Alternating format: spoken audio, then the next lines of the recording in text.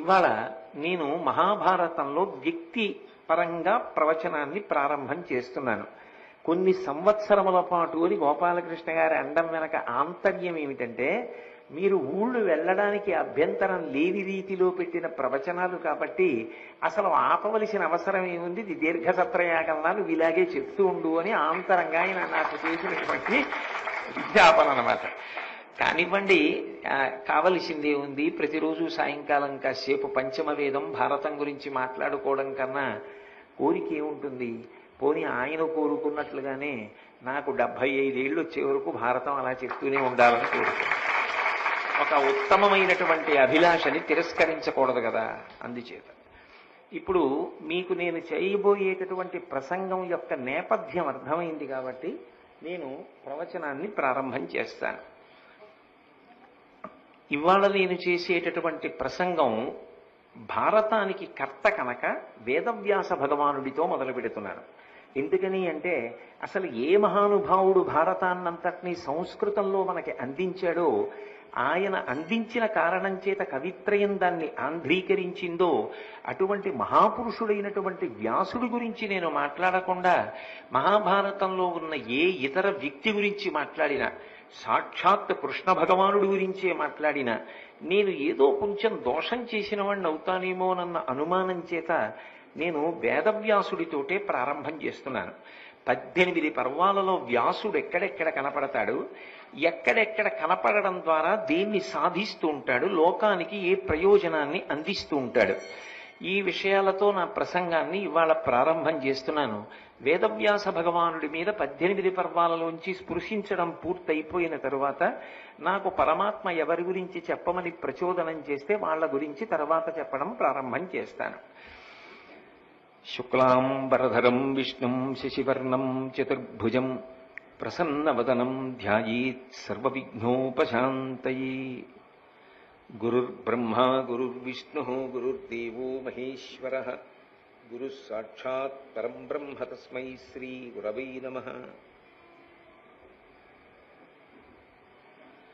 నారాయణం నమస్కృత్య నరం చైవ నరోత్తమం దేవీం సరస్వతీం వ్యాసం తతో జయముదీరయేత్.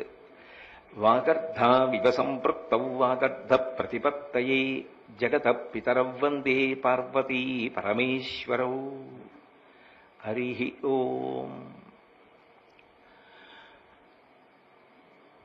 మహాభారతాన్ని పంచమ వేదంగా మనకి అందించినటువంటి వ్యాస భగవానుడికి నమస్కారం చేస్తూ వ్యాసుడి మీద ఒక శ్లోకం చెప్తారు. నమోస్తుతే వ్యాస విశాల బుద్ధే పుల్లారవిందాయత పత్రనేత్ర ఏనత్వయా భారతతైలపూర్ణ ప్రజ్వాలితో జ్ఞానమయ ప్రదీప అంటారు. నమోస్తుతే అని ప్రారంభం చేశారు. ప్రారంభమే నమస్కారంతో మొదలుపెట్టారు. ఓ వ్యాస భగవానుడా నీకు నమస్కారం. నమోస్తుతే వ్యాస విశాల బుద్ధే. విశాల బుద్ధే అన్న మాటకు అర్థం ఏమిటంటే, చాలా గొప్ప నిర్ణయాత్మకమైనటువంటి శక్తిని పొందినవాడా. ఒక విషయాన్ని నిర్ణయం చెయ్యాలి అంటే దానికి ఎంతో శాస్త్ర పరిజ్ఞానం ఉండాలి. సాక్షాత్ బ్రహ్మగారి యొక్క అంశలో వచ్చినటువంటి వాడు కనుక పుట్టుకతోనే వేదములన్నింటినీ కూడా అవగతము చేసుకున్నవాడు కనుక ఆయన ఒక విషయాన్ని నిర్ణయించినట్లుగా నిర్ణయించడం అంత తేలికైన విషయం ఎవ్వరికీ కాదు కనుక నమోస్తుతే వ్యాస విశాల బుద్ధే పుల్లారవిందాయత పత్రనేత్ర. అరవిరిసినటువంటి తామర పువ్వు యొక్క రేకులు ఎలా ఉంటాయో అటువంటి కన్నులు కలిగినవాడా. ఏనత్వయా భారతతైలపూర్ణ ప్రజ్వాలితో జ్ఞానమయ ప్రదీప. మహాభారతము అనబడేటటువంటి తైలాన్ని పోసి ఒక ప్రమిదలో జ్ఞానమనేటటువంటి ఒత్తిని విరిగించి మాకందరికీ కూడా ప్రకాశాన్ని ఇచ్చావు. ఆ వెలుతురు ఉంది కాబట్టి మాకు పథం తెలుస్తోంది. పథము అంటే ప్రయాణించవలసినటువంటి మార్గము. ఒక మార్గము తెలియాలన్నా, ఒక వస్తువు ఏది అన్నది అవగతం కావాలన్నా వెలుతురు ప్రధానం. నేను చీకట్లో నడిచి వెడుతుంటే అక్కడ అడ్డంగా ఒక లావుపాటి తాడు పడి ఉందనుకోండి, నేను ఆ తాడు వంక చూసి పాము అని భ్రమ చెందవచ్చు. అది పాము అని అనుకోగానే దానికి ఓ పడగుందని, అది పడగెత్తుతోందని, బుస్సుమంటోందని భయం వేసి భయవిహ్వలునై చెమటలు పట్టి ఏ విషయమూ స్ఫురణలోకి రాక అలాగే నిలబడిపోతాను. అప్పుడు నేను చదువుకున్నటువంటి చదువుకి సంబంధించినటువంటి పత్రములు కానీ, నేను చేస్తున్నటువంటి ఉద్యోగ సంబంధమైనటువంటి పత్రములను కానీ, నేను సంపాదించిన ఐశ్వర్య సంబంధమైన యాజమాన్య హక్కుని నిరూపణం చేసేటటువంటి పత్రములను కానీ ఏవి తీసుకొచ్చి అక్కడ పెట్టినా నాకు అది తాడో పామో అర్థం కాదు. అది తాడో పామో నాకు అర్థం అవ్వాలి అంటే అటుగా ఎవరో చూసి ఒక దీపం తీసుకొచ్చి దీపపు వెలుతురులో చూసి, అయ్యో మీరు భయపడుతున్నారు, ఇది పాము కాదండి తాడు అన్నారు అనుకోండి, ఆ దీపపు వెలుతురులో నేను ఇది పాము కాదు తాడు అని తెలియగానే నాకున్నటువంటి భయం అంతా నశించిపోతుంది. అంటే అసత్యమేదో తెలియాలి, సత్యమేదో తెలియాలి. సత్యమైనటువంటి వస్తువు అవగాహనలోకి వచ్చినటువంటి ఉత్తర క్షణంలో మనిషి లోపల ఉన్నటువంటి భయం అంతా కూడా తొలగిపోతుంది. అలా మనకున్నటువంటి అజ్ఞానం అనేటటువంటి చీకటిని తొలగించగలిగినటువంటి జ్ఞానదీపాన్ని వ్యాస భగవానుడు వెలిగించాడు. ఎలా వెలిగించాడు అంటే మహాభారతమనబడేటటువంటి దీపాన్ని వెలిగించాడు. మహాభారతాన్ని పంచమ వేదము అని పిలుస్తారు. వేద రాశిని విభాగం చేసిన వాడు కూడా వ్యాసుడే. నిజానికి వేదములు మూడే: త్రైవేద్యం హృద్యం త్రిపురహరమాద్యం త్రినయనం అంటారు శంకరాచార్యుల వారు. అందులో ఋగ్వేదము, యజుర్వేదము, సామవేదము. మళ్ళీ ఈ మూడు వేదములలో ఉన్నటువంటి విశేషములనే ఉద్ధరించి అధర్వణ వేదాన్ని తీసుకొచ్చారు. కాబట్టి వేదములు 4 అయ్యాయి. 4 వేదములైతే 5వదైనటువంటి వేదంతో సమానమైనటువంటి ఒక గ్రంథాన్ని, ఒక ఇతిహాసాన్ని మనకి వ్యాస భగవానుడు అందించాడు. ఇతిహాసము అన్న మాటకు అర్థం ఏమిటంటే ఇతిహాసం, ఇది ఇట్లే జరిగినది. అందులో ఒక్క అక్షరం కూడా కల్పితం కాదు. ఆయన అందులో ఎవరి గురించి మాట్లాడుతున్నాడో, ఏ వంశాల గురించి ప్రతిపాదన చేస్తున్నాడో, ఎక్కడ ఏ విషయాలు జరిగాయని చెప్పారో అందులో ఒక్క అక్షరము కూడా కల్పింపబడినటువంటిది కాదు. అవి యథార్థముగా జరిగినటువంటి విషయములైతే వాటిని ఇతిహాసములు అని పిలుస్తారు. ఇతిహాసమునకుండే లక్షణం ఏమిటంటే ఇతిహాసమును రచించినటువంటి వ్యక్తి ఎవరుంటారో ఆయన కూడా ఇతిహాసంలోనే అంతర్భాగమై ఉంటాడు. ఉదాహరణకి శ్రీరామాయణం ఉందనుకోండి, అది ఇతిహాసము. శ్రీరామాయణాన్ని రచించినటువంటి వారు వాల్మీకి మహర్షి. అసలు రామాయణ ప్రారంభంలోనే వాల్మీకి మహర్షి యొక్క ఆశ్రమానికి నారదుడు రావడం దగ్గర ప్రారంభమవుతుంది. అలాగే సీతారాములు ఇద్దరూ విడిపోయినప్పుడు కూడా సీతమ్మ తల్లి వస్తే ఆశ్రమంలో ఉండడానికి అవకాశం కల్పించినటువంటి వాడు వాల్మీకి మహర్షి. ఎన్నో పర్యాయములు శ్రీరామాయణంలో వాల్మీకి మహర్షి కనపడతారు. అంటే తనని తాను అందులోకి వచ్చేటట్టుగా రచించారని కాదు, ఆయన కాలమునందు యథార్థముగా జరిగినటువంటి విషయాన్ని ఆయన అందించారు. అందుకే రామాయణము కానీ, భారతము కానీ, భాగవతము కానీ ఈ మూడు కూడా కల్పింపబడినటువంటి వాంగ్మయం కాదు. వాటిని ఇతిహాసములు అని పిలుస్తారు. ఇతిహాసము అంటే ఇవి ఇట్లే జరిగినది, ఇందులో ఒక్క అక్షరము కూడా కల్పింపబడినది కాదు. ఇప్పుడు మహాభారతంలో వ్యాసుడు కూడా అంతర్భాగం. ఆది పర్వం దగ్గర నుంచి చాలా పర్వాలలో వ్యాసుడు కనపడుతూనే ఉంటాడు. అసలు భారతాన్ని రచించిన వాడు వ్యాసుడే, ఆ భారతంలో కనపడుతున్నవాడు వ్యాసుడే. ఎన్నో చోట్ల వ్యాసుడు కనపడతాడు. కానీ కనపడడం అంటే అది ఏదో కాకతాళీయంగా కనపడడం కాదు. కాకతాళీయము అన్న మాటకు అర్థం ఏమిటంటే ఓ తాటి చెట్టు మీద కాకి ఎంత హేళగా వాలుతుందో అలా ఏదో సందర్భం లేకుండా కనపడడం కాదు. ఎక్కడెక్కడ తన యొక్క రాక అవసరమో అక్కడక్కడ మహాభారతంలో వ్యాసుడు కనపడుతూ ఉంటాడు. అలా కనపడ్డాడు అంటే ఆయన తప్పకుండా ఏదో ఒక మహోపకారాన్ని చేస్తూ ఉంటాడు. ఆయన అలా మహోపకారం అన్నా చేస్తాడు, సమాజానికి ఏదో ఒక అద్భుతమైనటువంటి విషయాన్ని చెప్పి అందిస్తాడు. అందుకే భారతంలో వ్యాసుడు ఎక్కడెక్కడ కనపడినా దాని వెనక ఏదో ఒక విశేషమైనటువంటి ప్రయోజనం ఉంటుంది. కాబట్టి అది ఇతిహాసమైంది. అటువంటి ఇతిహాసమునందు వ్యాస భగవానుడు మనందరికీ కూడా జ్ఞాన మార్గాన్ని అందించాడు, జ్ఞానాన్ని అందించాడు, జ్ఞాన జ్యోతిని వెలిగించాడు. ఇప్పుడు అది పంచమ వేదం ఎందుకయింది? దాన్ని పంచమ వేదము అని పిలవడానికి కారణం ఏమిటి? రామాయణాన్ని అలా పిలవలేదుగా, ఆది కావ్యము అని పిలిచారు, లేదా వేదోపబృంహణము అని పిలిచారు. భాగవతాన్ని అలా పిలవలేదు. కానీ భారతం దగ్గరికి వచ్చేటప్పటికి దాన్ని పంచమ వేదము అని పిలిచారు. ఎందుకు పంచమ వేదము అని పిలవబడింది అంటే, ఈ సృష్టిలో 84 లక్షల జీవరాశులున్నాయి. ఈ 84 లక్షల జీవరాశులు ప్రధానంగా 4 విభాగాలుగా జన్మిస్తాయి అని చెప్పి మనకి వేదం చెప్తోంది. జరాయుజములు, అండజములు, స్వేదజములు, ఉద్భుజములు అని 4 రకాలుగా వస్తాయి ప్రాణులు. జరాయుజములు అంటే మావి చేత పుట్టేవి. చాలా ప్రాణులు మావితో పుడతాయి. మన గోశాల్లో ఆవులు ఈనినప్పుడల్లా దూడలు మావితో పుడుతూ ఉంటాయి. మావితో పుట్టినటువంటి ప్రాణులను జరాయుజములు అని పిలుస్తారు. అలాగే అండజములు అంటే ఒక గుడ్డు ముందు పుట్టి ఆ గుడ్డు పెట్టినటువంటి తల్లి పక్షి ఏది ఉంటుందో ఆ తల్లి పక్షి పొదుగుతుంది. కొన్ని చోట్ల మగపక్షులు పొదుగుతాయి. అది ఆశ్చర్యకరమైన విషయం. అవి అన్నం కూడా తినకుండా పొదుగుతాయి. అది ఇంకా ఆశ్చర్యకరమైన విషయం.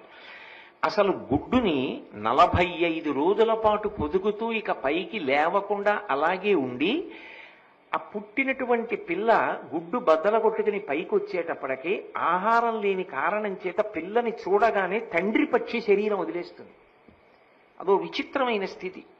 అది గుడ్డును పొదుగుతూ ఉండగా తండ్రి పక్షి దగ్గరికి తీసుకెళ్లి ఏదైనా ఆహారం పెట్టినా నీళ్లు పెట్టినా ముట్టుకోదు కూడా. ఇప్పటికీ మీరు కావాలంటే మనకి కాకినాడలో స్థానికంగా ఎన్ఎఫ్సిఎల్ అని ఒక సంస్థ ఉంది. అందులో ఉన్నాయి ఈము పక్షులు అంటారు. అందులో ఆడపక్షి గుడ్డు పెడుతుంది, కానీ పొదగదు, వెళ్ళిపోతుంది. మగపక్షి పొదగడం మొదలు పెడుతుంది. ఒక్కొక్క గుడ్డు ఇంతంత గుడ్డు ఉంటుంది. ఆ గుడ్డుని పొదగడం మొదలు పెడుతుంది. ఆ గుడ్డుని పొదగడానికి అది కూర్చుంటే 45 రోజులు అలాగే కూర్చుంటుంది. అలా కూర్చున్నప్పుడు అది నీళ్లు తిందు, ఆహారం పుచ్చుకోదు. కానీ అక్కడ వైద్యులు దానికి ఒక ప్రత్యేకమైన వ్యవస్థ చేసి కొన్ని ప్రత్యేకమైనటువంటి పోషక విలువలు కలిగినటువంటి ఆహారాన్ని శరీరంలోకి ఎక్కించి మగపక్షి మరణించకుండా కాపాడుతుంటారు. లేకపోతే అది 45 రోజులు పొదిగిన తరువాత శరీరం వదిలిపెట్టేస్తుంది. చాలా చోట్ల మగపక్షి పొదిగితే బిడ్డ పుడుతూ ఉంటుంది. సృష్టిలో అనేకమైన విశేషాలు ఉంటాయి. ముందు గుడ్డు పుట్టి గుడ్డులోంచి బిడ్డ పుడితే ద్విజులు అంటారు. 2 మాటలు పుట్టింది కనుక దాన్ని అండజములు అని పిలుస్తారు. స్వేదజములు అని చెమటలోంచి పుడతాయి కొన్ని, పేలు మొదలైనటువంటివి. అలాగే ఉద్భుజములు అని కొన్ని ప్రాణులు 4వ రకానికి చెందినవి. అవి భూమిని చీల్చుకుని పైకొస్తాయి. ఒక విత్తనం ఉందనుకోండి, బీజస్యంతరివంకురు జగదిదం ప్రాంగ్ నిర్వికల్పం పునః మాయా కల్పిత దేశకాల కలనా వైచిత్ర చిత్రీకృతం అంటారు శంకర భగవత్పాదులు దక్షిణామూర్తి స్తోత్రంలో. అలా ఒక గింజని తీసుకెళ్లి భూమి లోపల పెడితే అందులోంచి వచ్చినటువంటి అంకురం భూమిని చీల్చుకుని చెట్టుగా పైకొస్తుంది. భూమిని చీల్చుకుని పైకొచ్చి పెరిగితే దాన్ని ఉద్భుజము అని పిలుస్తారు. 4 రకాలుగా ప్రాణులు వస్తాయి. ఇందులో ఏ ప్రాణికి కూడా ధర్మము అన్న మాట అన్వయం కాదు. మీరు చాలా జాగ్రత్తగా గమనించవలసినటువంటి విషయం. బహు గంభీరమైన విషయాన్ని నేను ప్రతిపాదన చేస్తున్నా. మిగిలిన వాటన్నింటికీ కలిపి ఒకటే ధర్మం, పశుధర్మం అంటారు. పశుధర్మం అన్న మాటకు అర్థం ఏమిటంటే షడూర్ములని ఉంటాయి. 6 రకములైనటువంటి శరీరమునకు మనసుకు సంబంధించినటువంటి అవసరములను ఊర్ములని పిలుస్తారు. ఆకలి శరీర సంబంధం. ఆకలి వేసిందనుకోండి, ఏదో ఒకటి తినాలి. అప్పుడు దానికి ధర్మంతో సంబంధం ఏం లేదు. ఒక పెద్ద పులి ఉందనుకోండి, దానికి ఆకలి వేసింది. ఆకలిస్తే నిండు చూలాలై ఇక ప్రసవించడానికి సిద్ధంగా ఉన్నటువంటి జింకాని కూడా చూడకుండా వెంట తరిమి చంపేస్తుంది. భాగవతంలో అటువంటి సందర్భం ఉంటుంది కదా. చంపేస్తే అటువంటి సమయంలో కింద పడిపోయినటువంటి జింక పిల్లని కూడా కొట్టి చంపి తినేస్తుంది. అప్పుడు పులికి పాపం వచ్చిందా అంటే ఉండదు. ఎందుకంటే అది దాని ధర్మం అంతే. ఆకలేస్తే తినేస్తుంది. దానికి యుక్తాయుక్త విచక్షణ ఏం ఉండదు. కాబట్టి ఒకటి ఆకలి, 2 దప్పిక. దాహం వేసిందనుకోండి, ఇది అభిషేకానికి పట్టుకెడుతున్న నీళ్ళ లేకపోతే ఇది పవిత్రమైన సరోవరమా, ఇటువంటి వాటితో సంబంధమే ఉండదు. అది అక్కడ నీళ్లు తాగేస్తుందంతే, ఇంగిలి చేసేస్తుంది. అలాగే జర, జర అంటే వృద్ధాప్యం. అది కూడా శరీరానికే వస్తుంది. కొంతకాలం అయిపోయిన తర్వాత వృద్ధాప్యం వచ్చేస్తే అది కూడా మనలాగే కదలలేక నీరసపడి ఒక చోట పడి ఉంటుంది, జర. అలాగే ఇంకొక ఊర్మి శోకము, అది మనోసంబంధం, బాధపడుతూ ఉంటుంది. దానికి ఏదో బాధ ఉంటుంది, బాధ లేకపోవడం అనేటటువంటిది ఉండదు. ఏదో మీరు అనేక చోట్ల చూసి ఉంటారు, కుక్కలు వాటి పిల్లల నుంచి ఏదైనా వాహనం వెళ్ళిపోతే దాని కన్నుల ముందు ఆ పిల్ల వెళ్ళిపోవడాన్ని చూసి తట్టుకోలేక అది మనసులో గుర్తుండిపోయి ద్విచక్ర వాహనాలు వెళుతున్నప్పుడు ఆ క్రోధం మనసులో ఉండిపోయి వెంట పడుతూ ఉంటాయి. శోకము, లోపల శోకం ఉండిపోతుంది. మోహము, మోహము అంటే అజ్ఞానం. అది దాటడం వాటికి సాధ్యం కాదు. ఎందుకని అంటే అవి శాస్త్రాన్ని చదువుకోవడం ఎలా కుదురుతుంది, గురువు గారిని సేవించడం ఎలా కుదురుతుంది, భగవంతుణ్ణి ఎలా సేవిస్తాయి? అందుకని వాటికి అది సాధ్యం కాదు. అందుకే ఆకలి, దప్పిక, శోకము, మోహము, జర అంటే వృద్ధాప్యము, చిట్ట చివరిది మరణము శరీరాన్ని విడిచిపెట్టేస్తాయి. అది ఎవరైనా కానివ్వండి, శరీరాన్ని విడిచిపెడతాయి. ఇవే తప్ప వాటికి ధర్మం అన్న మాట అన్వయం కాదు. ధర్మం అన్న మాట ఎవరికి అన్వయం అవుతుంది అంటే ఒక్క మనుష్యునకు మాత్రమే ధర్మం అన్వయం అవుతుంది. ఎందుకని అంటే జంతువునాం నరజన్మ దుర్లభం. అన్ని ప్రాణులలోకి ఉత్కృష్ట ప్రాణి ఏది అంటే ఒక్క మనుష్యుడే. మిగిలినవన్నీ వెన్నుపాం భూమికి అడ్డంగా ఉండేటట్టుగా పుట్టి భూమికి అడ్డంగా వెన్నుపాం పెరిగేటట్టుగా పెరుగుతున్నాయి. ఒక్క మనుష్యుడు భూమికి అడ్డంగా పుట్టి నిలువుగా పెరుగుతున్నాడు. అంటే దాని అర్థం ఊర్ధ్వముఖ చలనం చేసి భగవంతుణ్ణి తెలుసుకో. నువ్వెవరో నువ్వు తెలుసుకునేటటువంటి ప్రయత్నం చెయ్యి. నువ్వు కేవలంగా ఈ షడూర్ములను మాత్రమే అనుభవించడానికి ఈ భూమి మీదకి రాలేదు. నువ్వు శాస్త్రాన్ని చదవగలవు, గురువుగారి పాదములు పట్టుకోగలవు, నువ్వు సంసార సముద్రాన్ని దాటగలవు. భక్తి జ్ఞాన వైరాగ్యములనేటటువంటివి కేవలముగా మనుష్యుడికి మాత్రమే ఉన్నాయి. అందుకని నువ్వు భగవత్తుని యొక్క కథలు, భాగవతుల యొక్క కథలు తెలుసుకుంటూ ఉండాలి. అమరేంద్రాదుల కొల్చు భంగి జనుల జాక్షు సేవించగా విమల జ్ఞాన విరక్తి ముక్తి నొసగున్ వేయేల భూనాథ తత్కమలాధీసు కథా సుధారస నదీ కల్లోల మాలా పరిభ్రమ మెవ్వానికినైన కర్ణయుగళీ పర్వంబు కాకుండునే అంటారు భాగవతంలో. ఆ భగవంతుని యొక్క కథలను శ్రద్ధతో ఆలకించినటువంటి వాడు భక్తి, వైరాగ్యము, చిట్ట చివర జ్ఞానమును పొంది ఆ జ్ఞానము వలన ఇక పుట్టవలసినటువంటి అవసరాన్ని పోగొట్టుకుని పునరావృత్తి రహిత శాశ్వత శివ సాయుధ్య స్థితిని పొందుతున్నాడు. ఇందులో మనుష్యునికి మాత్రమే ధర్మం అన్వయమవుతుంది. కాబట్టి ధర్మం అనేటటువంటి మార్గాన్ని సువ్యవస్థితం చెయ్యాలి. ఎక్కువ మంది నడిచేటటువంటి మార్గాన్ని చాలా జాగ్రత్తగా ఎలా సిద్ధం చేస్తారో ధర్మం అనేది మనుష్యునకు అత్యంత ప్రధానం. కాబట్టి ఆ ధర్మ మార్గాన్ని చూపించాలి. ఏది ధర్మము అన్న ప్రశ్న వచ్చిందనుకోండి, నాకు ఏది మంచిదనిపిస్తే అది నేను ధర్మం అంటాను. నా పక్కనున్నవారు అలా కాదండి, నాకు ఇది సౌకర్యం కాబట్టి ఇది ధర్మము అంటాడు. ఏది ధర్మం అప్పుడు అంటే ధర్మాన్ని నిర్ణయించవలసినటువంటిది మనుష్యులు కాదు. ఊపిరి తీస్తూ మాట్లాడలేను, ఊపిరి తీయకుండా మాట్లాడలేను. ఊపిరి తీసిన ఊపిరిని విడిచిపెట్టేటప్పుడు వాక్కులుగా మారుస్తాను. భగవంతుడు కూడా ధర్మాన్ని మనందరికీ చెప్పడానికి ఆయన వాక్కుల ద్వారా అందించాడు. అందుకే వేదము ఆయన యొక్క వాక్కు అపౌరుషేయము. అది ఎవ్వరి చేత రచింపబడలేదు, అది భగవంతుని యొక్క వాక్కు. ఆ వాక్కు ద్వారా ఆయన ధర్మాన్ని నిర్ణయం చేశాడు. ఈ ధర్మంలో ఒక సంక్లిష్టమైన స్థితి ఉంటుంది. ధర్మము సత్యముల ఎప్పుడూ మారకుండా ఉండదు. ధర్మము నిరంతరము మారిపోతుంది. కాలమును బట్టి మారిపోతుంది, దేశమును బట్టి మారిపోతుంది, ఆశ్రమాన్ని బట్టి మారిపోతుంది. ఒక కాలమునందున్న ధర్మం ఒక కాలమునందు ఉండదు. మీరు మహాభారతాన్నే పరిశీలిస్తే కొన్ని విషయాలు భారతంలో కనపడతాయి. అవి ఆ యుగంలో ధర్మం. కలియుగం వచ్చేటప్పటికి అది ధర్మం కాదు. అప్పుడు చేశారు కదండి, ఇప్పుడు మేము చేస్తామంటే కుదరదు. ఆ యుగంలో అది ధర్మం, ఈ యుగంలో ధర్మం కాదు. మీకు అంతవరకు ఎందుకు, యుగం వరకు ఎందుకు? బ్రాహ్మీ ముహూర్తం ఉందనుకోండి, సూర్యోదయ పూర్వం సంధ్యావందనం చేసి భగవంతుణ్ణి ఆరాధన చెయ్యాలి, అది ధర్మం. మధ్యాహ్నం అయిందనుకోండి, అర్ధార్జన చెయ్యాలి, అది ధర్మం. ప్రదోషవేళ అయిందనుకోండి, భగవంతుణ్ణి ఆరాధన చెయ్యాలి, అది ధర్మం. చీకటి పడిందనుకోండి, ధార్మిక భోగాన్ని అనుభవించవచ్చు, అది ధర్మం. ధర్మం మారిపోతోందా లేదా? నేను ఇక్కడ కూర్చున్నాను అనుకోండి, నా బుర్రకి తోచినవి నేను మాట్లాడకూడదు, శాస్త్రము చేత ప్రతిపాదింపబడింది మాత్రమే నేను చెప్పాలి. కాబట్టి ప్రవచనం చేసేవాడిగా ఇది నా ధర్మం. ఇక్కడ నేను పైన కూర్చుంటాను, మీ అందరూ నన్ను గౌరవిస్తారు. రేపు నేను ఉద్యోగం చేసే కార్యాలయానికి వెళ్ళాననుకోండి, నా అధికారి కనపడినప్పుడు నేను లేచి నిలబడి నమస్కారం చెయ్యాలి, అది నాకు ధర్మం. నిన్న నేను ఎత్తు మీద కూర్చున్నానండి, అందరి నమస్కారాలు అందుకున్నానండి, ఇక్కడ కూడా నేను ఎవరికి నమస్కారం పెట్టనండి అనకూడదు. అక్కడ అధికారికి నమస్కారం చెయ్యాలి, అది ధర్మం.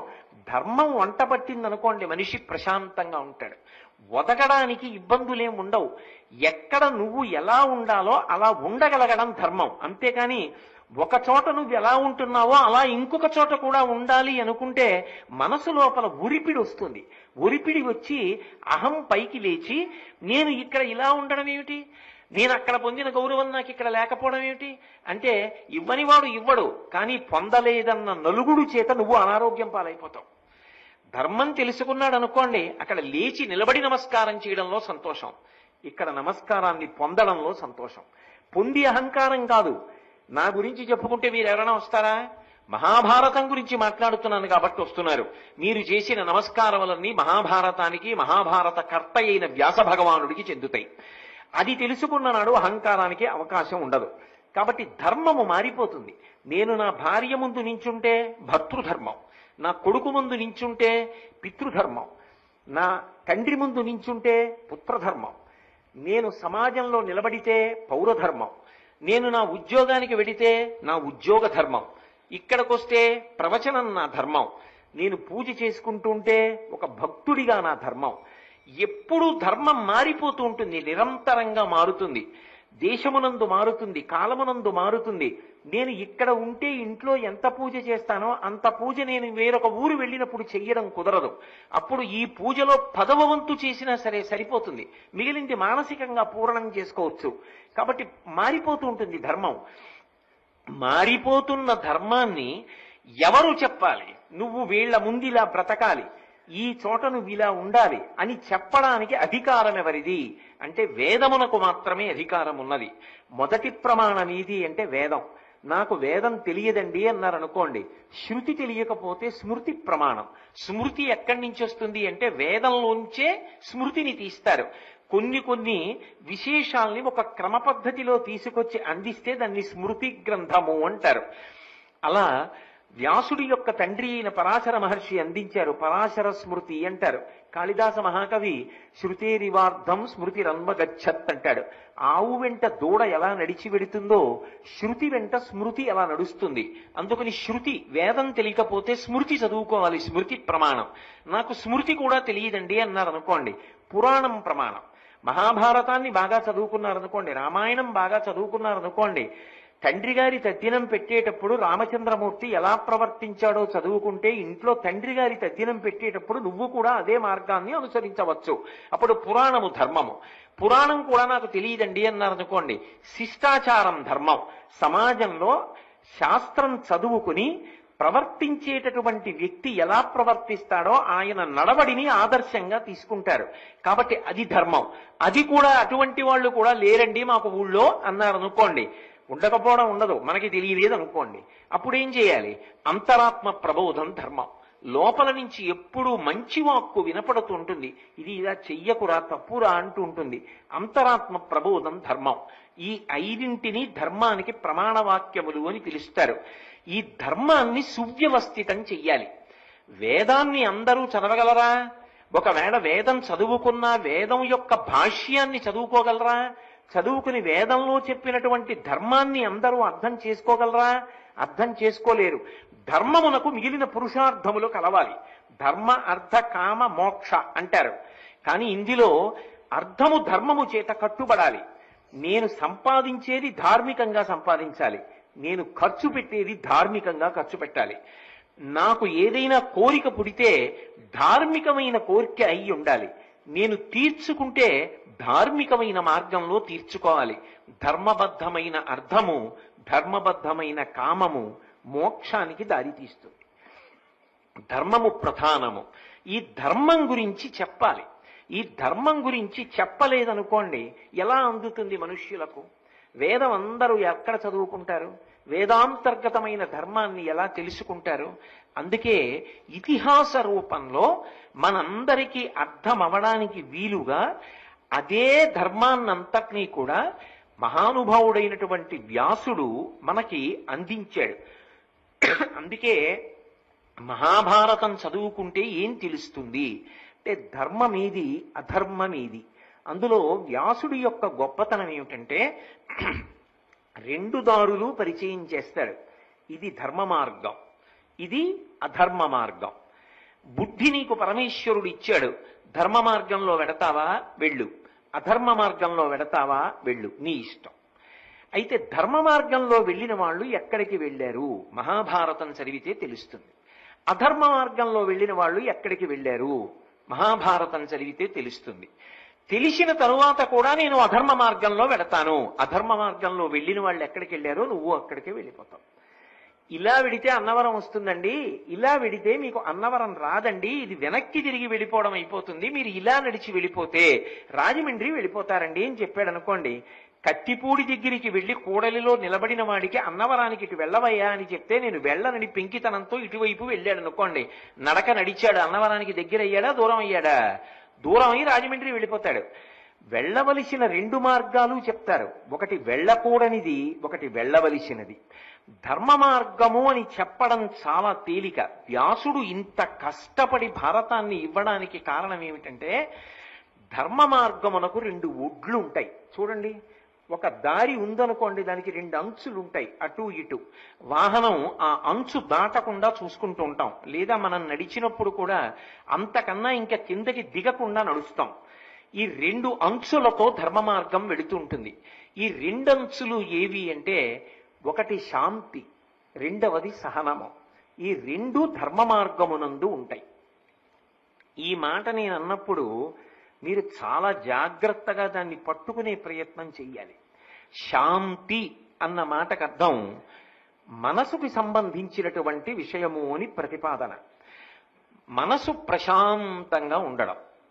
రెండవ వైపు సహనం ఉంటుంది. ఎందుకని అంటే మీరు ఒకటి బాగా జ్ఞాపకం పెట్టుకోండి, ధర్మాన్ని పట్టుకున్నంత మాత్రం చేత అవతల వ్యక్తి ఏ కష్టాన్ని పొందకుండా సుఖంగా ఉంటాడని చెప్పడం సాధ్యము కాదు. అలా చెప్పవలసి వస్తే రామో విగ్రహవాన్ ధర్మ, రాముడు రాశీభూతమైన ధర్మం. మరి రాముడు ఏం కష్టాలు పడలేదా రామాయణంలో? ఎన్ని కష్టాలు పడ్డాడు? మహాభారతంలో ధర్మరాజు గారి పేరే ధర్మరాజు గారు. మరి అంత ధర్మరాజు గారు ఎన్ని కష్టాలు పడ్డాడు? మరి అన్ని కష్టాలు పడ్డాడని మీరే చెప్తున్నారు కదా, ధర్మ మార్గంలో వెళ్ళిన వాడని మీరే చెప్తున్నారు కదా, వాళ్ళిద్దరూ ధర్మమునకు ప్రతీకలని మీరే చెప్తున్నారు కదా. మరి ధర్మ మార్గంలో వెళ్ళిన వాడికి శాంతి ఎక్కడుంది? మీరు దానికి రెండు వైపులా అంచులు శాంతి సహనము అంటున్నారుగా. మరి శాంతి వాళ్ళు పొంది ఉంటే ధర్మరాజు గారు అన్ని కష్టాలు ఎందుకు పడ్డాడు? అప్పుడు అశాంతిగా ఉన్నాడా లేదా అన్ని కష్టాలు పడ్డప్పుడు? మరి ఆయన ప్రశాంతంగా ఉన్నాడని ఎలా చెప్పగలరు? ఆయన కోరుకున్నట్టుగా ఆయన బ్రతికాడా? రాముడు బ్రతికాడా? మరి వాళ్ళు శాంతియుతంగా ఉన్నారని మీరు ఎలా చెప్పగలరు? అంటే మీరు ఇక్కడ ఒక్క విషయాన్ని బాగా జ్ఞాపకం పెట్టుకోవాలి. శాంతికి పక్కన యువతల ఒడ్డు సహనము. సహనము అన్న మాటకు అర్థం ఏమిటో తెలుసా? ఓర్పు. దేని చేత ఓర్పు అంటే నువ్వు ధర్మ మార్గాన్ని పట్టుకుని వెడుతున్నప్పుడు కూడా క్లేశములు రాకుండా ఉండవు, కష్టములు వస్తాయి. కానీ పట్టుకున్నటువంటి వ్యక్తికి ఊరట ఎక్కడో తెలుసా? ఇదిగో ఈ ఇతిహాసం, ఈ భారతం, ఈ రామాయణం. ధర్మాన్ని పట్టుకున్న రాముడు త్రేతాయుగం అయిపోయి ద్వాపర యుగం అయిపోయి కలియుగం వచ్చినా రామకథ చెప్పుకుంటున్నారా, రావణ కథ చెప్పుకుంటున్నారా? దుర్యోధనుడి కథ చెప్పుకుంటున్నారా, ధర్మరాజు కథ చెప్పుకుంటున్నారా? యుగాలు మారిపోయినా ధర్మాన్ని పట్టుకున్నవాడి కథ చెప్పుకుంటారు. ధర్మాన్ని పట్టుకున్నవాడు శాశ్వతుడయ్యాడు. ఎవడు ధర్మాన్ని వదిలిపెట్టేశాడో, ఎవడు అధర్మాన్ని పట్టుకున్నాడో వాడు అప్పటికి సుఖపడినట్టుగా కనపడతాడు. కానీ వాడు పొందేటటువంటిది శాశ్వతమైన అపకీర్తి. వాడు అధర్మ మార్గంలో వెళ్ళాడు కాబట్టి వాడు చేరవలసినటువంటి గమ్యాన్ని చేరడు. కాబట్టి ధర్మ మార్గాన్ని విడిచిపెట్టవద్దు. మరి శాంతి ఎలా అంటే ధర్మాన్ని పట్టుకున్న వాళ్ళు ఇంతమంది గమ్యాన్ని చేరారు కాబట్టి ధర్మో రక్షతి రక్షితః. ఆ ధర్మాన్ని పట్టుకుని నేనున్నాను కాబట్టి ధర్మం నన్ను కూడా కాపాడుతుంది. ధర్మాన్ని పట్టుకుని ఇంతమంది లక్ష్యాన్ని చేరుకుంటే నేనెందుకు చేరను అని ధర్మాన్ని విడిచిపెట్టకుండా పట్టుకోవడంలో శాంతి. మీరు బాగా పట్టుకున్నారో లేదో, ధర్మాన్ని పట్టుకోవడంలో శాంతి పొందాడు. ఒక వ్యక్తి చాలా అశాంతితో ఉన్నాడు. ఎందుకని అంటే భార్య తీవ్రమైన అనారోగ్యంతో ఉంది. తీవ్రమైన అనారోగ్యంలో ఉంది, ఎక్కడో అత్యవసర చికిత్స పొందుతోంది. ఈయన లోపల ఎంతో అశాంతితో ఉన్నాడు. ఒక గొప్ప వైద్యుడు కనపడ్డాడు. ఆయన వైద్యం చేస్తున్నారు. అయ్యా, నా అదృష్టం మీరా ఇక్కడ ఉన్నారు అని. ఏమీ పర్వాలేదు, నీ భార్యకి ఒక్క వారం రోజుల్లో లేచి వచ్చేస్తుంది, నువ్వు నన్ను నమ్ము, ఈ వారం రోజులు ఇంకా నువ్వు ఇక్కడ ఉంచేసేయావిడ్ని, ఆవిడ తప్పకుండా బ్రతుకుతుంది, ఆవిడకేం ఇబ్బంది లేదు, ఆవిడ బయటకు వచ్చేస్తుందన్నారు. ఇప్పుడు ఆయనకి మనసులో అయ్యో భార్య అనారోగ్యం పాలైందన్న దిగులు ఉండొచ్చు, కానీ ఆయన మాట తనకి ప్రమాణం. వారం రోజులు ఉంచవాయా, నేనున్నాను, నీకేం బెంగలేదన్నారు. ఆయన మాట వలన తాను పైన కష్టపడుతున్నా లోపల శాంతి పొందుతున్నాడు. అది బయటికి వచ్చేస్తుందని. ధర్మ మార్గం అంతే. ధర్మమునందు శాంతి ఎందుకుంటుందో తెలుసా?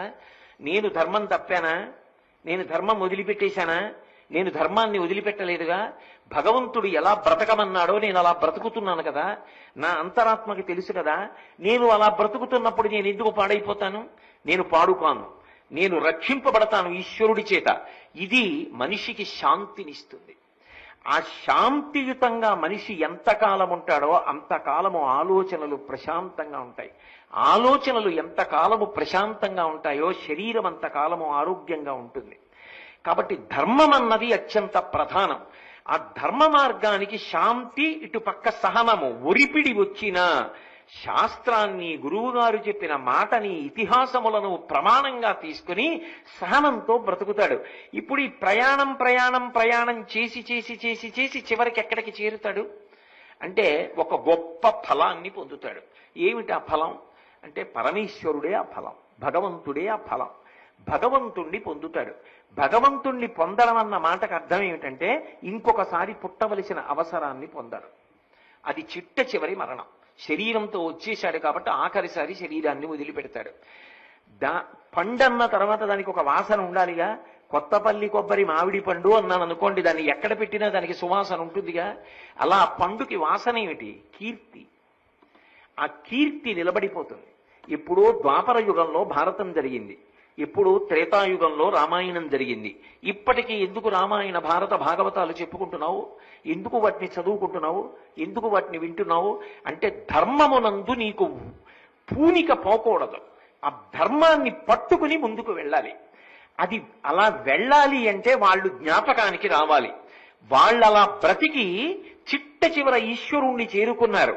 వాళ్ళు పొందిన కీర్తిని ఆధారం చేసుకుని మనం ఇప్పటికీ కూడా గ్రంథాలు చదువుతున్నాం. అందుకే ఒక దేవాలయానికి దేవాలయం అన్న ఖ్యాతి శాశ్వతంగా ఎప్పుడు నిలబడుతుంది అంటే మహాభారత ప్రవచనము జరగాలి. మహాభారతమునందు వ్యాసుడు ధర్మ మార్గాన్ని సువ్యవస్థితం చేశాడు. మరి ఇది ఒక మార్గము అని నేను అన్నప్పుడు వెళ్ళకూడనిదైనా కూడా రెండవది కూడా ఒక మార్గం ఉంటుందా? ఉండదా? ఉంటుంది. అదే మార్గము నిషిద్ధ మార్గము, వెళ్ళకూడని మార్గం. ఏ మార్గం అది? దాన్ని అధర్మ మార్గము అంటారు. ఇటువైపు నువ్వు వెళ్ళవద్దు అంటే అటువైపే నేను ప్రయాణం చేస్తాను. ఎందుకు చేస్తాడు మరి?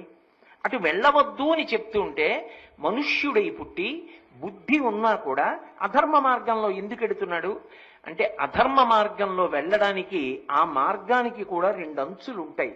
ఆ 2 అంచుల మధ్యలో శాంతి పొందుతూ ఉంటాడు, లోపల సంతోషాన్ని పొందుతుంటాడు. ఏమిటి ఆ 2 అంచులు అంటే ఒకవైపు అహంకారం ఉంటుంది, రెండవ వైపు హింస ఉంటుంది. అది అధర్మ మార్గానికి ఉండేటటువంటి లక్షణం. అహంకారము, నా అంత వాణ్ణి నేను, రామాయణం చెప్పినట్టు నేను ఎందుకు బ్రతకాలి, భారతం చెప్పినట్టు నేను ఎందుకు బ్రతకాలి, ఎవడు చెప్పాడు రామాయణం సత్యమని, ఎవడు చెప్పాడు భారతం సత్యమని, ఎవడు చెప్పాడు వ్యాసుడు సత్యమని, ఎవడు చెప్పాడు వేదములు సత్యమని, ఎవడు చెప్పాడు ఉపనిషత్తులు సత్యమని, నేను సత్యం, నేనేది చెప్తున్నానో అది సత్యం, నేనన్న మార్గంలో వెడతాను తప్ప ఇంకొకరు చెప్పిన మార్గంలోకి నేను వెళ్ళను. ఇది అహంకారం. ఇప్పుడు తాననుకున్న మార్గంలోనే తాను ప్రయాణిస్తానంటాడు. అలా అన్నవాడు ఇతరుల మార్గంలోకి వెళ్ళలేడు కనుక వాళ్ళ మీద మాత్సర్యము పెరిగి హింసకు పాల్పడతాడు. అది దానికి చెల్లెలు. శాంతికి పక్కన సహనం ఎలా ఉంటుందో దీనికి అధర్మ మార్గమునకు ఒక అంచు అహంకారమైతే రెండవ అంచు హింసగా మారుతుంది. ఆ హింస అనేక రకాలుగా ఉండొచ్చు. ఒక్కొక్కచో వాక్కుల చేత హింస. పెద్దలైనటువంటి వారిని అధిక్షేపించి మాట్లాడతాడు. వాల్మీకి మహర్షి ఎవడు అంటాడు, వ్యాసుడెవరు అంటాడు, లేకపోతే ఉపనిషత్తులు రాసిన వాడెవరు అంటాడు, దేవుడెవరు అంటాడు, నింద చేస్తాడు. నిందావాక్యములు పలికి ఎవరైనా మేము ఈ మార్గంలో వెడుతున్నామన్న వాళ్ళుంటే వాళ్ళని అధిక్షేపిస్తాడు. ఇప్పుడు అహంకారం దేనికెళ్ళింది అంటే హింసా మార్గమునకు వెడుతుంది. ఇప్పుడు హింస పొందినవాడు ధార్మికుడు అనుకోండి, ఇలా ఎంతమంది బాధపడలేదు? ధర్మరాజు గారు నింద పొందలా? రాముడు నింద పొందలా? రావణాసురుడు మారీచుడి దగ్గరికి వెళ్ళి రాముడి గురించి ఏం చెప్పాడు? తండ్రి ఇంట్లోంచి బయటికి తోసేస్తే బయటికి వచ్చాడు, అధార్మికుడు అని చెప్పాడు. ఏ ధర్మం పట్టుకున్న వాడి మీద అపనిందలు పడలేదు. కాబట్టి రాముడు తట్టుకున్నాడా లేదా? ధర్మరాజు తట్టుకున్నాడా లేదా? నేను తట్టుకుంటానని ధర్మాన్ని పట్టుకుని శాంతి సహనముతో నిలబడతాడు. అధర్మ మార్గంలో వెళ్ళినవాడు అహంకారము చేత హింసా మార్గమునందు పెడతాడు. అది మాటల చేత హింస కావచ్చు, శరీరమును హింస చెయ్యడం కావచ్చు, ఏ రకమైన హింస అయినా కావచ్చు, దాని చేత ఆయన తృప్తి పొందుతుంటాడు. కానీ ఈ మార్గమునకు చిట్ట చివరికి వెళ్ళేటప్పటికీ నేను సంతోషం పొందాను అనుకుంటూ ఉంటాడేమో. రామాయణంలో రావణాసురుడు ఎంతమందిని ధిక్కరించాడు. హనుమ వచ్చి చెప్పారు, విన్నాడా? నువ్వెవరివి చెప్పడానికి అన్నాడు. యుద్ధ భూమిలో రాముడు చెప్పాడు, విన్నాడా? నువ్వెవరివి చెప్పడానికి అన్నాడు. మారీచుడు చెప్పాడు, విన్నాడా? నువ్వెవరివి చెప్పడానికి అన్నాడు. తల్లి చెప్పింది కైకసి, విన్నాడా? నువ్వెవరివి చెప్పడానికి అన్నాడు. దుర్యోధనుడి దగ్గరికి వ్యాసుడు వెళ్ళి చెప్పాడు, విన్నాడా? మహర్షులు వెళ్ళి చెప్పారు, విన్నాడా? ధర్మరాజు చెప్పాడు, విన్నాడా? ఎవరు చెప్తే విన్నాడు? ఎవరు చెప్పినా వినడు. అహంకారం. ఆ అహంకారం చేత దుర్యోధనుడు ఎంత హింస చేశాడు, ఎన్ని బాధలు పెట్టాడు. ఎక్కడో అరణ్యవాసం చేసుకుంటున్న వాళ్ళ దగ్గరికి వెళ్ళి ఘోషయాత్ర చేయడం ఏమిటి? పెద్ద పెద్ద రథాలు పట్టుకుని అందులోకి ఈయన యొక్క డాంబికాన్నంతటినీ వాళ్ళకి చూపిస్తే మేము ఏమీ లేదు, ఇలా అరణ్యాల్లో పడున్నాం, ఆయన చూడు చక్కగా ఎంత సంతోషంగా ఉన్నాడో అని వాళ్ళు మనసులో కుటకుటలాడి ఏడుస్తారని ఘోషయాత్రకి బయలుదేరాడు. ధర్మం పట్టుకున్న వాడి ముందు ఘోషయాత్ర ఏమైంది? చివరికి పాండవులే రక్షించవలసి వచ్చింది. కాబట్టి అధర్మ మార్గంలో ఉన్నవాడు పేరు పక్కన పెట్టండి, వాడు రావణాసురుడు కావచ్చు, వాడు ఇంకొకడు భారతం దగ్గరికి వచ్చేటప్పటికి దుర్యోధనుడు కావచ్చు. మార్గమునకు ఉండేటటువంటి అంచులు మాత్రం అహంకారము, హింస. నీకు అది అప్పటికి సంతోషంగా ఉండొచ్చు. ఎక్కడికి వెళ్ళినా బోరలు విరిచి గుండెల మీద చెయ్యేసి నా అంత వాణ్ణి నేను అనొచ్చు. కానీ ధర్మ మార్గంలో వెడుతున్నవాడు నేనెంతటి వాణ్ణి అంటాడు. ఎంత గొప్పవాడు కానివ్వండి, ఆయన మాత్రం పెద్దల పొడగొన్న భృత్యునికైవడి చేరి నమస్కృతులు చెయ్యువాడు అంటారు పోతన గారు ప్రహ్లాదుడి గురించి చెప్తూ. దైవతములంచు గురువుల తలచువాడు, సకులయడ సోదర స్థితి జరుపువాడు, లీలలందున బొంకులు లేనివాడు, లలిత మర్యాదుడైన ప్రహ్లాదుడదిప అంటారు. ఆయనకి తెలియనిది ఏం లేదు. అయినా ఆయన గురువుల్ని చూసేటప్పటికీ పెద్దల్ని చూసేటప్పటికీ వంగి వంగి నమస్కారం చేసి అంత వినయంతో ప్రవర్తించాడు. ధర్మ మార్గంలో వెళ్ళినవాడు చిట్ట చివరికి భగవంతుడు అన్న ఫలితాన్ని పొంది అపారమైన కీర్తిని మూటకట్టుకుంటాడు. అధర్మ మార్గంలో వెళ్ళినవాడు అప్పటికి సంతోషంగా ఇతరులను హింస చేసి ఆనందపడ్డాననుకున్నా చిట్ట చివరికి వెళ్ళేటప్పటికీ సర్వనాశనాన్ని పొందుతాడు. అది మామూలుగా ఉండదు. ఎందుకని అంటే తానొక్కడూ వెళ్ళిపోయాడు అనుకోండి, అది వేరు. తానొక్కడు వెళ్ళడం కాదు. మీరు అందుకే బాగా గమనించండి, రావణాసురుడు చటుక్కున మరణించలేదు. రావణాసురుడి కళ్ళ ముందు కొడుకులందరూ వెళ్ళిపోయారు. రావణాసురుడి కళ్ళ ముందు సైన్యం అంతా వెళ్ళిపోయింది. రావణాసురుడి కళ్ళ ముందు సోదరులు వెళ్ళిపోయారు. విభీషణుడు విడిచిపెట్టి వెళ్ళిపోయాడు. కుంభకర్ణుడు యుద్ధభూమిలో మరణించాడు. అందరూ చనిపోయిన తర్వాత యుద్ధంలో నిలబడ్డాడు.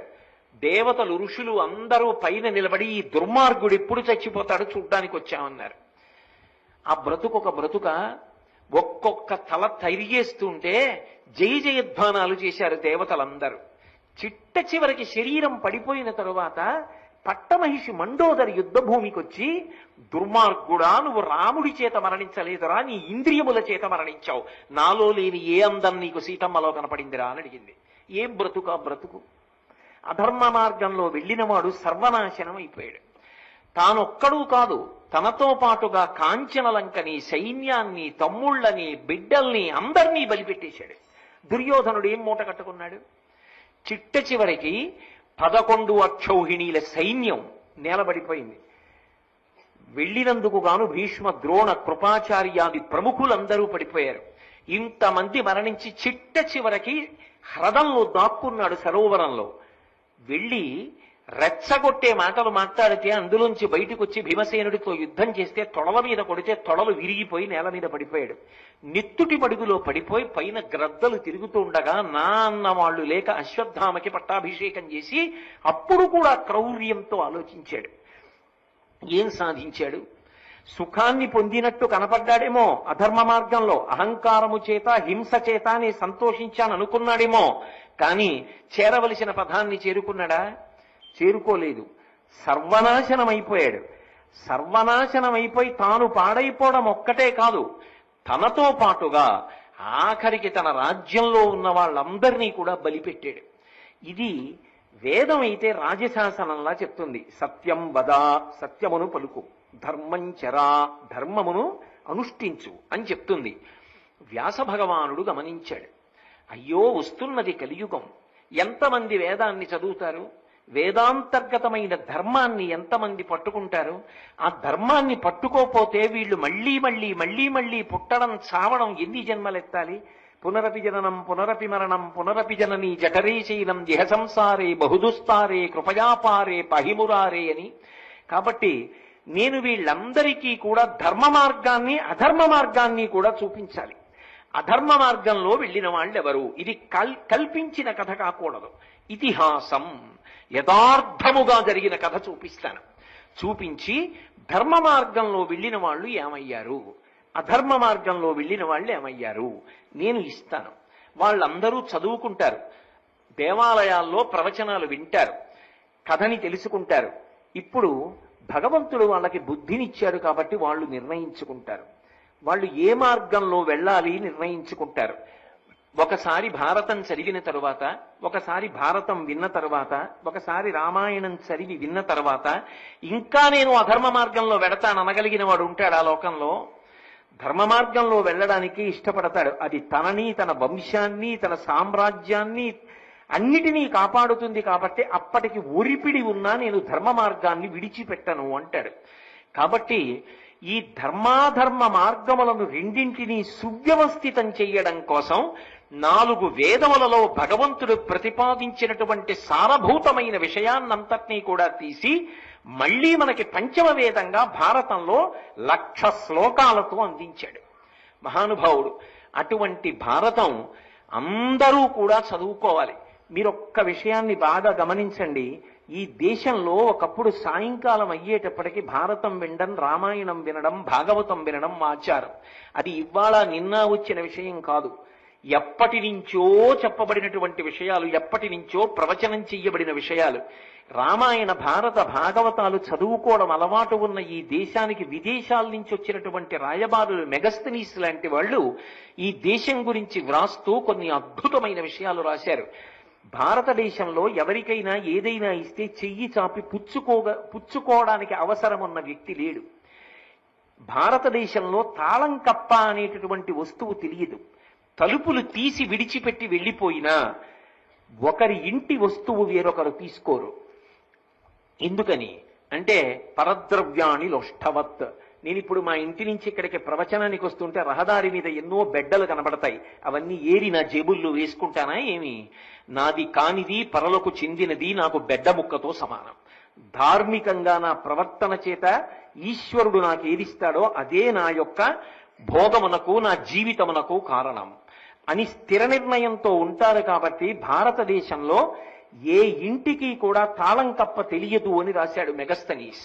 అంటే ఒకానొక నాడు ప్రపంచం మొత్తం మీద నేరమనేటటువంటి మాట తెలియకుండా బ్రతికిన దేశం ఏదైనా ఉంటే అది ఈ దేశమే. అది స్వచ్ఛ భారత్. నా దృష్టిలో అది నిజమైన స్వచ్ఛ భారత్, అది నిజమైన స్వర్ణ భారత్. అటువంటి భారతదేశం ఎప్పటికీ ఉండాలి అంటే ఆనాడు ఏది విని ప్రజలందరూ ధర్మ మార్గంలో వెళ్ళారో అది మనం విడిచిపెట్టుకోకూడదు, అది మనకి బరువు కాకూడదు, అది ఏ కారణం చేత కూడా మనం పరిశీలించదగిన విషయం కాదు అన్న నిర్ణయానికి రాకూడదు. అందుకే మహానుభావుడు స్వామి వివేకానంద ఒక మాట అంటారు, if you really believe that the spiritual books of the olden ages do not stand for the reason of the present day's context, mercilessly throw them out of your window అంటాడు. ఒకనాడు ఎప్పుడో ఇవ్వబడినటువంటి ప్రాచీన వాంగ్మయం దేశకాలములతో సంబంధం లేకుండా ఇవాళ సమకాలీన సమాజమునందు వచ్చినటువంటి సమస్యని కూడా జవాబు చెప్పగలిగినది అని నీకు నమ్మకం కలగకపోతే దయారహితంగా వాటిని నీ కిటికీలోంచి బయటికి విసిరేయి అంటాడు. శ్రీరామాయణం కాని భారతం కాని కాలం ఉన్నంత కాలము, దేశం ఉన్నంత కాలము, అంటే ఈ భూమి ఉన్నంత కాలము జనులలో ఏర్పడినటువంటి సమస్త సమస్యలకి జవాబులు చెప్తాయి. నేను కాదు ఈ మాట అంటున్నది, భారత రచన చేసిన వేదవ్యాసుడు ఒక మాట అన్నాడు, ఇందులో లేనిది ఎక్కడా లేదు, ఎక్కడా చెప్పబడనదంతా మాత్రం ఇందులో ఉన్నది. కాబట్టి భారతము పంచమ వేదము అని పిలవబడింది. అంత పరమోత్కృష్టమైనటువంటి పంచమ వేదమునకు కర్త వ్యాస భగవానుడు. అపారమైనటువంటి దయ కలిగిన వాడై కరుణతో ఆయన దీని వలన ఏమి సత్కారాలు కోరుకోలేదు, నాకు సమ్మాన పత్రాలు ఇవ్వండని కోరుకోలేదు, నాకు తాంబూలాలు ఇవ్వండని కోరుకోలేదు. కేవలము లోకహితము కొరకు, జనుల సముద్ధరణ కొరకు, మనుష్యుల పట్ల నాకు ఒక కర్తవ్యం ఉన్నది అని గుర్తిరిగి ధర్మపథాన్ని అందించడం కోసం మహాభారతం అన్న ఇతిహాసాన్ని మనకి వ్యాస భగవానుడు అందించాడు. అటువంటి వ్యాస భగవానుడికి నమస్కరిస్తూ ఇప్పటికీ ఆషాఢమాసంలో వచ్చేటటువంటి పౌర్ణమిని వ్యాస పౌర్ణమి అని పిలిచి ఆ రోజున అందరం కలిసి ముక్త కంఠంతో నమస్కరిస్తూ నమోస్తుతే వ్యాస విశాల బుద్ధే పులారవిందాయత పత్రనేత్ర ఏనత్వయా భారతతైల పూర్ణ ప్రజ్వాలితో జ్ఞానమయ ప్రదీప అని నమస్కారం చేస్తూ ఉంటాం. అటువంటి వ్యాస భగవానుడిచ్చినటువంటి భారతంలోనే వ్యాసుడు అనేక పర్వాల్లో కనపడతాడు. వ్యాసుడు కనపడ్డాడు అంటే దాని వెనక ఏదో ప్రయోజనం ఉంటుంది.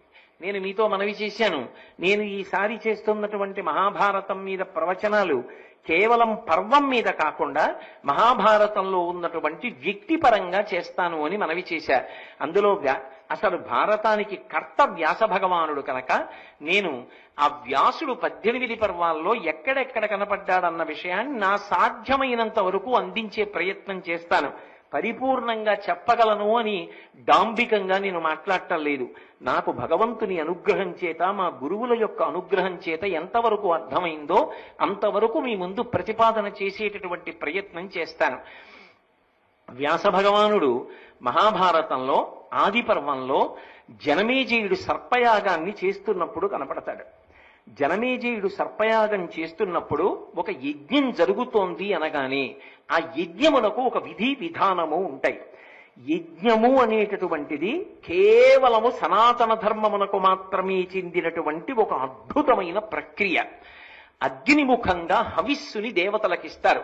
స్వాహ అని పిలుస్తూ ఆ ఇచ్చినటువంటి ఆజ్యాన్ని, ఇచ్చినటువంటి చిరువు అంటే చేసినటువంటి పదార్థాన్ని మంత్రంతో కలిపి అగ్నిముఖంగా ఇస్తే వచ్చి కూర్చున్నటువంటి దేవతలు అందుకుంటారు. అటువంటి యజ్ఞం జరిగేటప్పుడు దాని మీద సాధికారులైనటువంటి వ్యక్తులు ఉండి పరీక్షించి నిర్ణయం చేసి ఇది విధానమే, ఇలా చేయవచ్చు అని చెప్పవలసి ఉంటుంది. అందుకే వేదమునందు అనురక్తి కలిగిన వాడు, వేద విభాగం చేసినవాడు, పుట్టుకతోనే వేదమయుడు అంటే వేదాంతర్గతమైనటువంటి కర్మభాగమునందు, కర్మ మార్గమునందు గొప్ప అధికారము కలిగినవాడు. కాబట్టి జనమేజయుడు చేస్తున్నటువంటి సర్పయాగంలో ఆ యాగ విధానాన్నంతటినీ పరిశీలించి నిర్ణయించడానికి వ్యాస భగవానుడు అక్కడికి వచ్చాడు. సరే, జనమేజయుడు చేసిన సర్పయాగం పూర్తయిపోయింది. అవబృధ స్నానం చేశాడు. సంతోషంగా జనమేజయుడు ఉన్నాడు. ఉన్న తరువాత ఒక రోజున వ్యాస భగవానుడు శిష్య ప్రశిష్య సహితంగా బయలుదేరి సభామంటపంలోకి ప్రవేశించాడు. ఆయన వస్తున్నాడు అంటే ఆయన వెనక ఎందరో శిష్యులుంటారు, ఎందరో ప్రశిష్యులుంటారు. ఎందుకు అలా గుమిగూడి ఉంటారు అంటే, గురువు గారు అంటే రగిలిపోతున్న జ్ఞానాగ్ని, ఆయన నోటి వెంట ఎప్పుడు ఏ మాట రానివ్వండి, అది ఒడిసి పట్టుకుని జీవితంలో అనుష్ఠాన పర్యంతంలోకి తెచ్చుకోవలసినటువంటి విషయం. ఒక గ్రంథాలయం నడిచి వెళ్ళిపోతే ఎలా ఉంటుందో, ఒక గురువు నడిచి వెడుతుంటే అలా ఉంటుంది. వ్యాసుడి వంటి మహానుభావుడు వెడుతుంటే ఏమో ఎప్పుడు ఏ మాట చెప్తాడో ఆ మాటని పట్టుకోవడం కోసం వెడతారు. భగవాన్ రమణులు ఎప్పుడో తప్ప మాట్లాడేవారు కాదు. సూరి నాగమ్మ గారు రమణాశ్రమంలో కూర్చుని ఎప్పుడూ ఒక తెల్ల కాగితాల పుస్తకం, ఒక కలం చేత్తో పట్టుకుని కూర్చునేవారు. ఎప్పుడైనా భగవాన్ రమణులు నోరి విప్పి ఏదైనా మాట్లాడితే అది ఏ సందర్భం ఏర్పడితే మాట్లాడారు, ఏ మాట మాట్లాడారు అన్నది వాళ్ళ అన్నయ్య గారికి వెంటనే ఒక ఉత్తరం రాసి పంపించేవారు. వాళ్ళ అన్నగారు వేరు ఊర్లో ఉండేవారు. ఆయన అందుకున్న ఈ ఉత్తరాలన్నీ దాచి తాను రమణాశ్రమానికి వెళ్లి రమణ భగవానులు మాట్లాడుతుంటే సంతోషం పొందినంత ఆనందంగా చదువుకుంటూ ఉండేవారు. ఆ ఉత్తరాలన్నీ ఆయన దాచారు. ఆ దాచిన ఉత్తరాలన్నీ కూడా తరువాతి కాలంలో సూరి నాగమ్మ గారి రమణాశ్రమ లేఖలు. నేను మాట్లాడుతున్నది అరుణాచలం భగవాన్ రమణుల గురించి.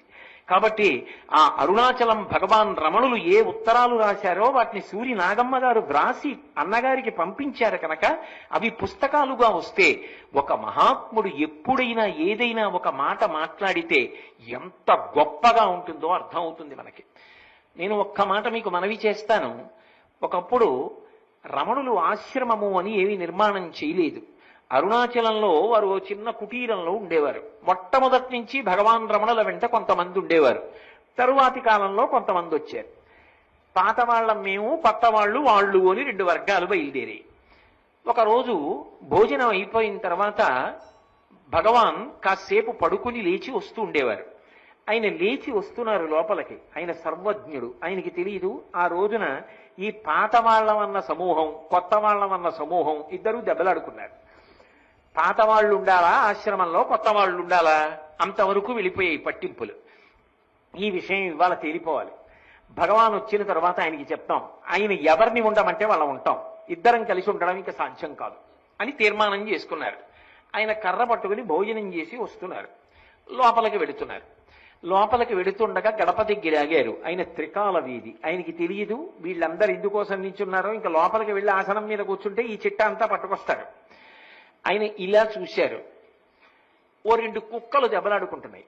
ఆయన అన్నారు, ఇది ఆశ్రమంలో మొట్టమొదటి నుంచి ఉన్న పాత కుక్క, అది కొత్త కుక్క.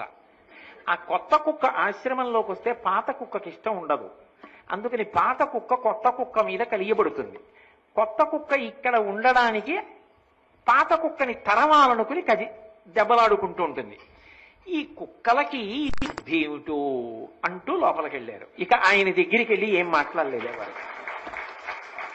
ఒక గురువు మాట్లాడితే అలా ఉంటుంది. అందుకే ఆయన తరచుగా ఒక మాట చెప్తుండేవారు, అరణ్యంలో కుక్కలు అరుస్తాయి, పిల్లులు అరుస్తాయి, ఏవో లేళ్లు అరుస్తాయి, జింకలు అరుస్తాయి, దుప్పులు అరుస్తాయి.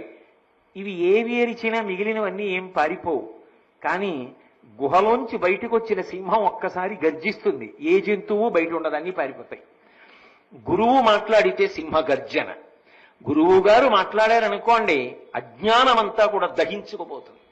అందుకే శిష్యులు గురువుని అనుగమిస్తారు అంతే తప్ప అదేదో పటాటోపం, డాంబికం, గురువు గారి వెనకాతల జనం ఉన్నారు, ఆయన వెనకాతల జనం పెడుతున్నారు, అది కాదు.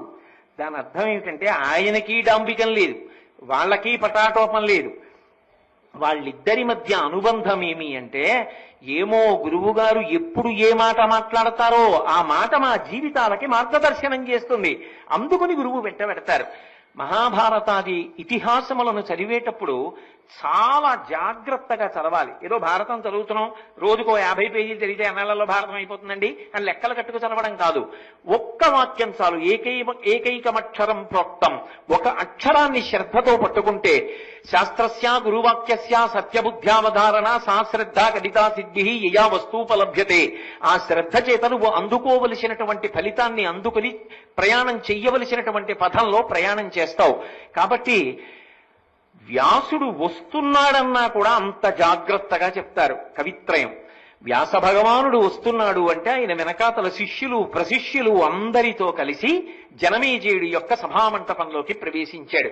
వచ్చి ఆ జనమేజయుడు చూపించినటువంటి ఉన్నతమైనటువంటి ఆసనం మీద కూర్చున్నాడు. గురువు గారు అన్న మాటకు అర్థం ఏంటంటే బరువు అయినవాడు అని. గురువు అంటే బరువు. గురువు గారి ముందు నించున్నవాడు ఎవరు అంటే లఘువు. గురువు లఘువు మీరు వినుంటారుగా. గురువు గారు బరువు అంటే శారీరకంగా చాలా బరువు ఉన్నవాడని కాదు దాని అర్థం. శిష్యుడి వైపు నుంచి గురువు బరువు. ఎలా అంటే గురువు అన్న మాటకు అర్థం ఏంటంటే గురి. మా గురువు గారు చెప్పారంటే దానికి తిరుగులేదు. ఇది శిష్యుడికి ఉన్న గురి.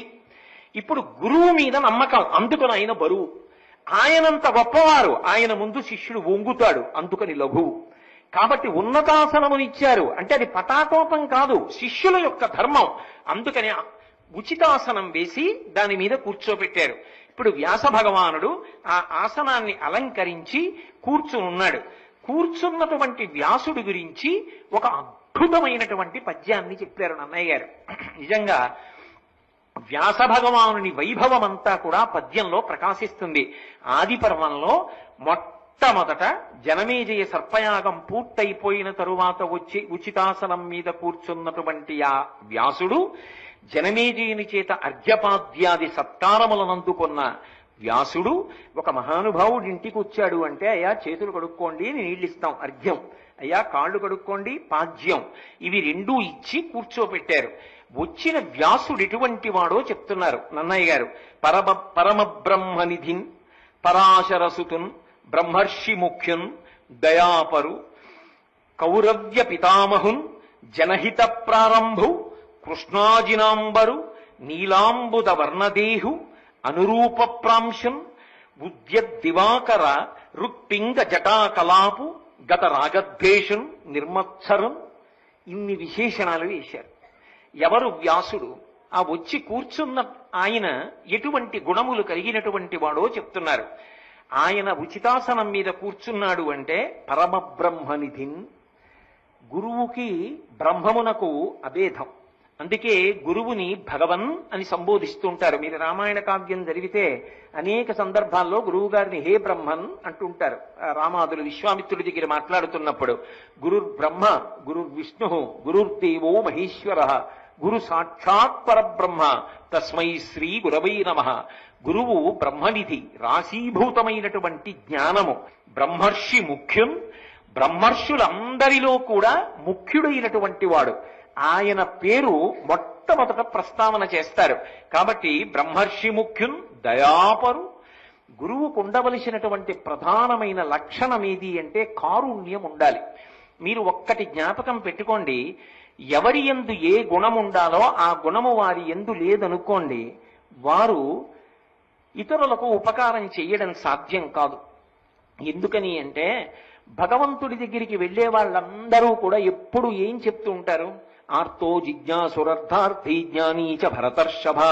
ఏదో మంచి పనులు చేయడానికి ఇంకా డబ్బు కావాలని అడిగేవాడు ఒకడు, లేకపోతే నాకు బాగా భగవత్తత్వం తెలియాలని కోరుకునేవాడు ఒకడు, తాను పరబ్రహ్మతత్వం తెలుసుకుని కూడా జ్ఞాని అయి భగవంతుణ్ణి సేవిస్తున్నవాడు ఒకడు, ఏదో ఆపదలో చిక్కుబడి శరణాగతి చేసి రక్షించమని అడిగేవాడు ఒకడు. ఇంతమంది ఇన్ని కోరికలు కోరుతూ ఉంటారు. ఇంతమంది ఇన్ని కోరికలు కోరుతున్నా భగవంతుడు ఎప్పుడైనా దిక్కుమాలిన గొడవ అని చెప్పి విసుక్కున్నది కనపడుతుందా? విసుక్కోడు. ఎందుకు విసుక్కోడు అంటే ఆయన దయ దానికి కారణం. అందుకే మీరు చూడండి, భగవదంశ కలిగినటువంటి వాళ్ళు ఎవరుంటారో అటువంటి వాళ్ళందరినీ కూడా భగవంతుడిగానే వేదం గుర్తిస్తుంది. వైద్యో నారాయణో హరిహి ప్రథమో దైవ్యోభిషకు. వైద్యుణ్ణి భగవంతుడిగా చెప్తారు. ఎందుకని అంటే వైద్యుడు ఎంతకాలం వైద్యం చేయనివ్వండి, ఆయనకి ఎంతమంది గదిలోకి వస్తుండనివ్వండి, ఎంతమంది గదిలోంచి వెళ్ళిపోతుండనివ్వండి, వచ్చిన వాళ్ళందరూ ఏం చెప్తారు? అయ్యా నిన్న నుంచి దగ్గుగా ఉందండి, మొన్న నుంచి తలకాయ పోటుగా ఉందండి, 3 రోజుల క్రితం నుంచి జ్వరం తగ్గట్లేదండి, ఇది చెప్పేవాళ్లే వస్తారు తప్ప ఏమిటో మీరు విసిగెత్తిపోతున్నారు, మీకు 4 మంచి మాటలు చెప్దామని వచ్చాను, సంతోషిస్తారని వచ్చాను, ఈ మధ్యనే ఓ చలనచిత్రం విడుదలైందని కథ చెప్పడానికి ఎవరైనా వస్తారా? రారు. కానీ నిద్రలేచిన దగ్గర నుంచి వచ్చే వాళ్ళందరూ వీళ్ళే వస్తారా అని వైద్యుడు విసుక్కుంటాడా? విసుక్కోడు. ఎందుకు విసుక్కోడు? ఆయన దయ కారణం. అరే నేను భగవద్విభూతి చేత వాళ్ళ రోగాన్ని నయం చేస్తానని వాళ్ళు నా మీద నమ్మకంతో నా దగ్గరికి వస్తున్నారు. ఎంత ఆర్తితో వస్తున్నారో, ఆ దయచేత ఎంత పెద్దవాడైపోతున్నా అంత ఓర్పుతో అన్ని 100 మందిని చూస్తూనే ఉంటున్నారు ఆయన. కాబట్టి ప్రథమో దైవ్యోభిషకు, ఆ ఈశ్వరాంశ లేనిదే వైద్యుడు కాలేడు అన్నారు. అలా దయాపరు గురువు గారు ఉన్నాడు అనుకోండి, గురువు గారి దగ్గరికి వచ్చే వాళ్ళందరూ దేనికి వస్తారు? అయ్యా జీవితంలో ఇన్ని తప్పులు చేశాను, ఇప్పుడు మారాలనుకుంటున్నాను, భగవన్ మార్గంలో నడవాలనుకుంటున్నానని వస్తాడు. నువ్వు ఇన్ని తప్పులు చేశావా, గతంలో ఇలా బతికావా, ఇప్పుడు నా దగ్గరికి వచ్చావా, నా కాళ్ళు అట్టుకుంటావా, నువ్వెందుకురా నాకు నన్ను పాడు చేయడానికి, వద్దు అని అనొచ్చా గురువు? అనకూడదు. శిష్యుడి గతంతో నీకేమి సంబంధం? ఇప్పుడు మారతానని వచ్చి నీ పాదములు పట్టుకున్నాడు, అనుగ్రహించడం ఒక్కటే నీకు కావాలి.